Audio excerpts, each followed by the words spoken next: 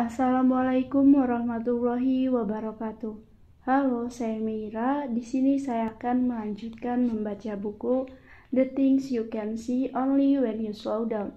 Cara untuk tetap tenang dan berkesadaran di tengah dunia yang serba cepat. Karya Hemin Sunim. Bab 8. Spiritualitas. Sepupu yang telah lama hilang. Jangan kamu menghakimi, supaya kamu tidak dihakimi. Karena dengan penghakiman yang kamu pakai untuk menghakimi, kamu akan dihakimi, dan ukuran yang kamu pakai untuk mengukur akan diukur kepadamu. Matius 1-2. Setiap kali membaca ayat Alkitab di atas, saya ingat betapa mirip ayat tersebut dengan filosofi serupa dalam tradisi Buddha yang disebut dengan hukum karma. Seperti yang sudah banyak diketahui orang, hukum sebab dan akibat ini sering digambarkan dalam pepatah singkat seperti kita menuai apa yang kita tabur atau menepuk air di dulang terpecik muka sendiri. Hukum ini berisi petua bijak yang mengingatkan kita akan konsekuensi dari segala pikiran, perkataan, dan tingkah laku kita. Meskipun saya seorang Buddhis, saya sangat dipengaruhi oleh banyak ayat dalam Alkitab. Saya pertama kali membaca Alkitab dengan serius sewaktu masih kuliah untuk kelas perbandingan agama. Saya belajar tentang sejarah kekristenan dan menganalisis bermacam-macam kisah dalam Alkitab, dan tak lama kemudian saya membuka hati saya. Saya mulai sadar kebenaran tidak hanya ajaran eksklusif agama tertentu. Kebenaran memiliki sifat universal yang mampu membuat orang-orang yang berasal dari tradisi agama yang berbeda mengenali dan menghargainya. Sekitar 2 tahun lalu, saya mendapat kesempatan langka untuk mengunjungi pedesaan terpencil di Perancis bernama Theiss di Burgundy Timur, bersama dengan para biksu senior dari Ordo Budi saya. Theiss merupakan komunitas monastik Kristen oikumene, tempat para bruder hidup menurut Alkitab. Tempat itu menjadi tempat ziarah Kristen yang terkenal. Setiap tahunnya dikunjungi lebih dari ratusan ribu pemuda dari penjuru dunia. Perjalanan ziarah biasanya berlangsung selama beberapa hari di dalam komunitas tersebut, dengan mengikuti ibadah pagi, siang, dan malam, juga saat teduh dan diskusi kelompok kecil. Saya sendiri sudah familiar dengan puji-pujian komunitas Theiss yang mengunggah jiwa dan tak sabar mengikuti ibadah doa mereka yang indah. Begitu kami tiba di Theiss yang menakjubkan, para bruder keluar dan menyambut kami dengan hangat, mengenakan jubah putih. Mereka tersenyum lembut dan memiliki aura yang penuh damai, seolah mereka titisan malaikat. Jubah biksu abu-abu muda kami terlihat mirip sekali dengan jubah putih mereka, membuat kami tampak seperti satu keluarga besar. Para bruder mengajak kami mengelilingi komunitas mereka dan untuk menyambut kami secara resmi menyanyikan Conventemini Domino, salah satu lagu paling indah yang pernah saya dengar seumur hidup. Kami kemudian diajak ke tempat tinggal mereka dan mengobrol sebelum kami menghadiri ibadah siang di gereja Rokin-Silasiasi. Semakin lama waktu yang kami habiskan di Theiss, semakin banyak kemiripan dengan kehidupan biksu Buddhis yang saya lihat. Para bruder menghabiskan waktu berjam-jam dalam saat teduh untuk mengalihkan perhatian mereka kepada Tuhan. Tidak jauh berbeda dari meditasi hening yang kami lakukan. Kemiripan lainnya adalah mereka mengenakan cincin sebagai tanda kesetiaan kepada Tuhan.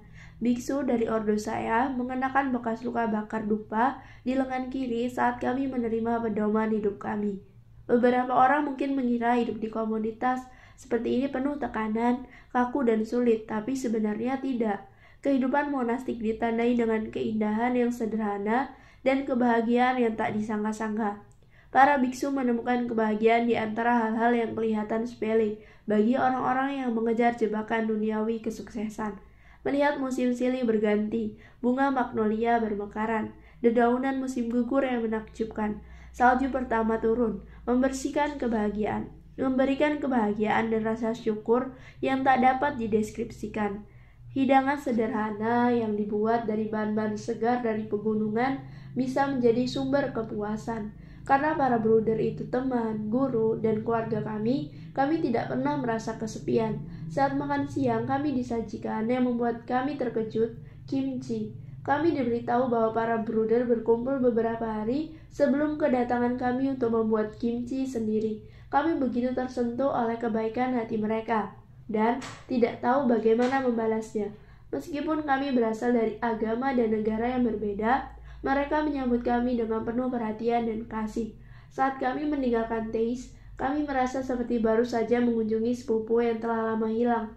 Saya tahu saya akan terus mengingat ikatan ini sepanjang hidup saya.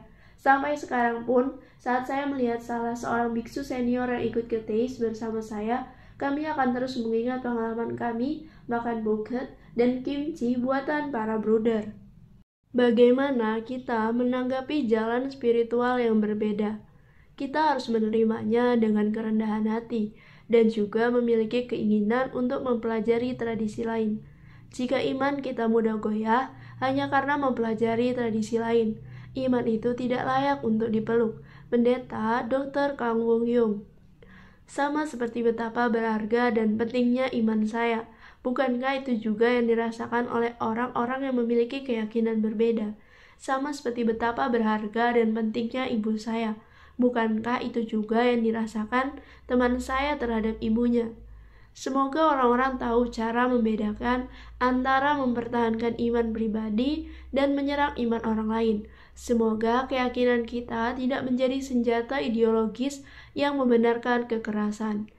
Apabila Yesus, Buddha, dan Konfusius masih hidup dan berkumpul di suatu tempat, apakah mereka akan berdebat siapa yang paling benar, atau apakah mereka akan menghormati dan menghargai ajaran satu sama lain? Konflik agama seringkali disebabkan bukan oleh para pendiri suatu agama, melainkan oleh para pengikut fanatik mereka. Tujuan agama adalah untuk mengendalikan diri kita sendiri, bukan untuk mengkritik orang lain. Apa yang sudah saya lakukan untuk mengatasi amarah, ketergantungan, kebencian, kesombongan, dan kedengkian. Hal-hal seperti inilah yang harusnya kita lakukan dalam kehidupan sehari-hari.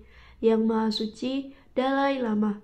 Jika esensi suatu keyakinan terlupakan, ritual akan mengambil alih. Saat ritual mendominasi praktik spiritual kita, penampilan luar akan menjadi lebih penting daripada pengalaman pribadi kita. Misalnya, jika kita sedang bermeditasi untuk mendapatkan pencerahan, seberapa lama dan bersama siapa kita bermeditasi tidaklah penting. Perubahan yang dirasakan hati dan hubungan kita karena bermeditasi. Menurut Profesor Kang Nam Oh, orang-orang beriman bisa dibagi menjadi dua kelompok. Orang-orang beriman permukaan dan orang-orang beriman dalam. Orang-orang beriman permukaan terikat oleh simbol-simbol spiritual. Mereka sering mempermasalahkan simbol spiritual dari keyakinan yang lain. Orang-orang beriman dalam memahami makna keyakinan, mereka lebih dalam dari sekedar simbol. Mereka bisa menemukan makna sama yang terkandung dalam simbolisme dan tradisi spiritual yang beragam, dan keselarasan di antara tradisi tersebut. Sesat merupakan istilah yang penuh makna. Istilah tersebut disematkan kepada kepercayaan atau ritual yang tidak sesuai dengan kepercayaan spiritual yang dominan pada suatu era. Jika kita menyebut suatu jalan spiritual sesat, ingatlah bahwa keyakinan kita juga awalnya pernah dianggap sesat. Orang-orang yang hanya tahu satu agama tidak tahu apa-apa. Max Muller, ilmuwan berbanding bahasa, agama, dan mitologi asal Jerman. Ketidaktahuan akan jalan spiritual lain yang diikuti oleh rasa takut mampu menimbulkan tindak penganiayaan dan kekerasan atas dasar agama. Semua tradisi agama di seluruh dunia mengajarkan kebaikan, kasih sayang, dan kesabaran. Tidak ada salahnya mempelajari semuanya. Kita boleh mengagumi seorang pemimpin spiritual, tapi jangan pernah mengidolakannya. Keyakinan buta terhadap seorang pemimpin bisa membuat kita bersikap seperti anak kecil yang menyerahkan kuasa kita dan meminta sang pemimpin melakukan apapun untuk kita. Orang lain bisa saja menulis resep obat, tapi kita sendirilah yang harus meminumnya. Pemimpin spiritual layaknya jari yang menunjuk bulan. Jika jari itu mencoba menjadi bulan, kita dipimpin menuju dosa besar. Kita harus menumbuhkan 3 macam kecerdasan demi kesehatan kita. Kecerdasan kritis, kecerdasan emosional, dan kecerdasan spiritual. Jika salah satunya dikesampingkan, pertumbuhan dua kecerdasan lainnya juga akan melambat. Jika kita hanya mengembangkan kecerdasan kritis, tetapi mengabaikan kecerdasan emosional, maka kita mungkin tidak peka dengan penderitaan orang lain. Jika kita hanya mengembangkan kecerdasan emosional, tetapi mengabaikan kecerdasan spiritual, maka kita mungkin kehilangan harapan saat melihat penderitaan di dunia. Jika kita hanya mengembangkan kecerdasan spiritual, tetapi mengabaikan kecerdasan kritis, maka kita mungkin menjadi korban dari sekte yang semena-mena. Apapun yang terjadi, janganlah merasa rendah diri. Ingat, Tuhan menciptakan kita serupa dengan citranya. Kita anak-anak yang paling disayangi Tuhan. Kita juga sebenarnya Buddha, meski kita belum menyadarinya. Kita memiliki sifat Buddha yang sama dengan para Buddha di alam semesta. Jangan biarkan orang lain membuat kita merasa lebih rendah dari semua itu. Iman dinilai terlalu tinggi, sementara perbuatan dinilai terlalu rendah. Jika kita lebih menekankan iman daripada perbuatan, spiritualitas hanya akan menjadi sekedar ideologi dan akan menciptakan konflik teologis. Tapi jika kita fokus melaksanakan ajaran dalam kehidupan kita sehari-hari, kita akan sadar bahwa kasih yang diajarkan Yesus tidak berbeda dari welas asih yang diajarkan Sang Buddha. Jika kita ingin merasakan kedamaian di tengah jalan spiritual yang berbeda-beda, perbuatlah apa yang kita khotbahkan. 3 ayat Alkitab yang saya sukai. Pertama, segala sesuatu yang kamu kehendaki supaya orang perbuat kepadamu, perbuatlah demikian juga kepada mereka. Itulah isi seluruh hukum Taurat dan kitab para nabi. Matius. Kedua, bukan setiap orang yang berseru kepadaku, Tuhan, Tuhan, akan masuk ke dalam kerajaan surga, melainkan dia yang melakukan kehendak Bapakku yang di sorga. Matius. Ketiga, aku berkata kepadamu, sesungguhnya segala sesuatu yang kamu lakukan untukku, salah seorang dari saudaraku, yang paling hina ini, kamu telah melakukannya untuk aku. Matius. 2 jalan spiritual dalam satu keluarga. Saat jalan spiritual kita berbeda dari jalan spiritual tunangan kita. Ketika saudara kandung berusaha membujuk kita untuk berpindah ke keyakinan baru mereka. Ketika anak kita memutuskan untuk mengambil jalan spiritual yang berbeda, kesemuanya ini dapat menimbulkan ketegangan, kekakuan, dan stres. Pertentangan dan perdebatan akan meletus, dan tiba-tiba saja, tanpa sadar, kita mulai bernegosiasi dengan mereka agar mau mengikuti upacara pemakaman, pernikahan, atau hari libur keagamaan sesuai keyakinan kita. Rasanya ironis apabila spiritualitas justru menjadi sumber konflik, terutama ketika ajarannya banyak berkaitan erat dengan kasih sayang dan perdamaian. Bagi mereka yang merasakan 2 jalur spiritual yang berbeda dalam satu keluarga, saya ingin memberikan saran berikut. Pertama-tama, kita harus memahami bahwa yang membuat kita panas dan tegang bukanlah spiritualitas yang berbeda, melainkan tekanan dari keluarga kita untuk mengikuti kehendak mereka. Kita barangkali membenci pemaksaan dan rasa ingin menang sendiri. Kita mungkin merasa jalan spiritual mereka terkesan aneh dan kuno. Penawaran yang baik untuk keadaan seperti ini adalah keinginan untuk mempelajari jalan spiritual yang berbeda itu. Carilah buku yang ditulis oleh sosok yang dihormati kalangan spiritual tersebut dan pelajarilah.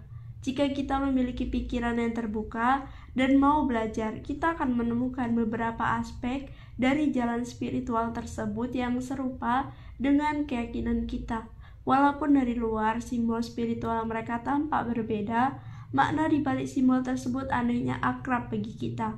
Kita juga bisa membaca biografi dari guru spiritual dalam kepercayaan tersebut, seperti Mahatma Gandhi, Martin Luther, King Chiar, Bunda Teresa, atau Dalai Lama.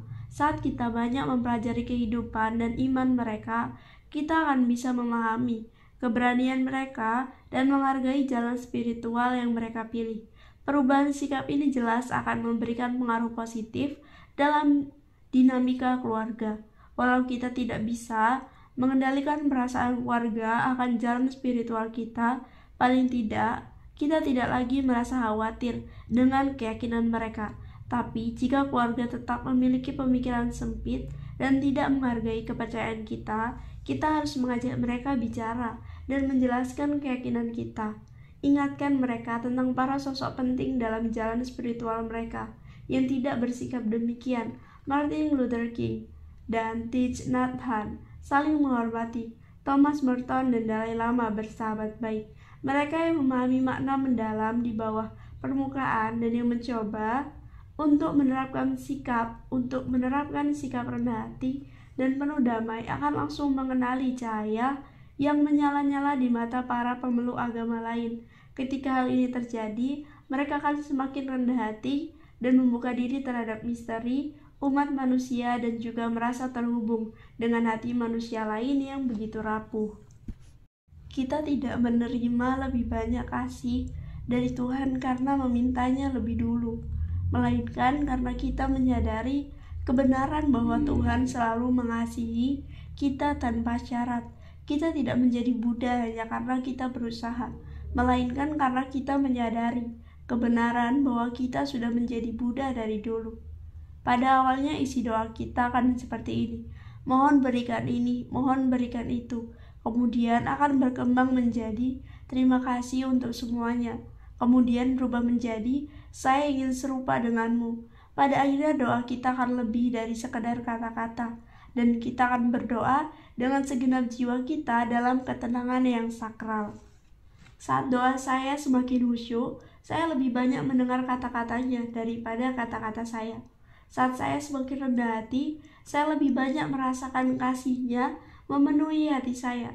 Saat batin saya mulai hening, saya lebih sering merasakan hadirat-Nya di setiap saat. Saat praktik iman dan spiritual kita semakin dalam, individualisme dan ego kita akan mengecil, memberi banyak ruang dalam hati kita untuk diisi oleh Sang Kuasa. Jika selama ini kita berdoa hanya untuk kepentingan diri sendiri, cobalah untuk berubah dan berdoalah untuk menyerahkan sebagian kuasa diri kita. Jika kita berdoa seperti ini, mohon kabulkan ini, saya sangat menginginkannya. Cobalah untuk mengatakan ini juga. Besarkan hati saya agar mampu menerima hal-hal yang tidak bisa saya terima. Jangan menyuap Tuhan, Buddha atau sosok ilahi lainnya dengan materi, agar mau mengabulkan apa yang kita inginkan.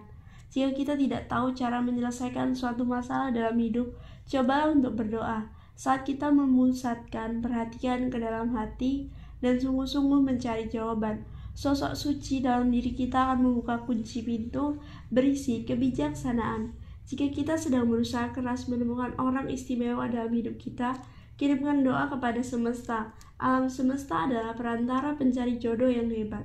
Para biarawan bisa tahan berdoa selama bertahun-tahun, sebab doa-doa mereka yang mengharapkan kebahagiaan orang lain membuat mereka bahagia. Saat saya bersiap-siap untuk meresmikan pernikahan teman saya juga ikut bahagia. Bagi orang-orang yang belum tercerahkan, tidak setiap hari mereka merasakan hari baik, karena mereka hanya merasa bahagia ketika segala sesuatunya berlangsung seperti yang mereka inginkan. Bagi orang-orang yang tercerahkan, setiap hari adalah hari baik, karena mereka paham tidak ada yang bisa merenggut kebijaksanaan mereka. Saat orang yang belum tercerahkan berbuat baik, dia akan berusaha meninggalkan jejak. Saat orang yang tercerahkan berbuat baik, dia tidak akan meninggalkan jejak. Semakin saleh seseorang, semakin mungkin dia menggambarkan dirinya sebagai seorang pendosa. Ini karena dia tidak membohongi dirinya sendiri. Para santo atau santa dianggap suci, bukan karena kesucian mereka membuat semua orang kagum kepada mereka, melainkan karena gelar suci yang dianugerahkan membuat mereka mampu mengagumi semua orang. Thomas Merton.